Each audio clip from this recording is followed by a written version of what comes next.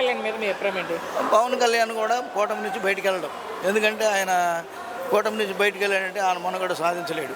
నేను చెప్తున్నాను కదా. పవన్ గారికి ఒక నిమిషం మాట్లాడుకుంటే ప్రస్తుతం ఉప ముఖ్యమంత్రిగా ఉన్నారు ఆయన. ఉప ముఖ్యమంత్రి, అందుకే ఆయనకి ఇచ్చింది కూడా అందుకే.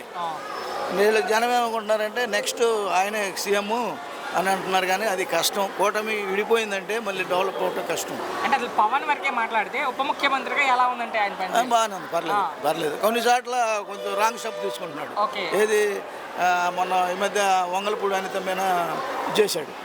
ఏది మీరు అలా చేయకూడదంటే నేనే హోంశాఖ తీసుకుంటే ఎలా ఉంటుందో అని, అలాంటి లూజ్ టాక్ చేయకూడదు. నేను మామూలుగా చెప్తున్నాను. అది అంటే ఆయన ఇప్పుడు మంత్రిత్వ శాఖలు 3 ఇచ్చినా కూడా డిప్యూటీ సీఎంగా ఉన్నారు. పదం వచ్చిన తర్వాత ప్రజలకు మంచి చేస్తున్నారా లేదా? చేస్తున్నాడు, పర్లేదు. అక్కడ వాళ్ళ నియోజకవర్గం కూడా పిఠాపురం కూడా అది డెవలప్డ్ కాదు. అవునులే, ఇటువరకు అంత మాస్. ఇప్పుడు కొంచెం బాగా తయారు చేస్తున్నాడని తెలిసింది. భోగాపురం విమానాశ్రయం కూడా అది అంత తేలిక అయ్యేది కాదు, అది కూడా అయిపోతుంది. కానీ ఎక్కడ కనబడట్ల పవన్ కళ్యాణ్ సినిమాలు చేసుకుంటా తిరుగుతూ ఉన్నారు.